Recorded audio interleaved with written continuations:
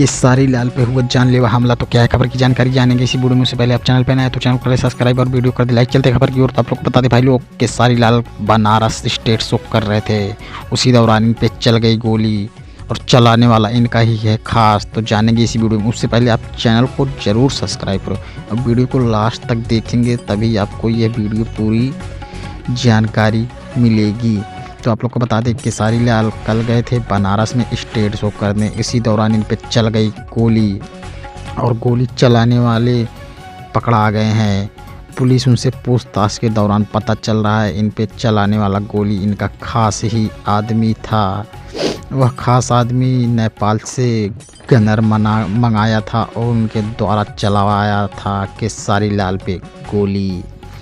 तो आप लोग को बता दें इनका खास है इनका मैनेजर विवेक सिंह द्वारा चलाया गया इन पर गोली।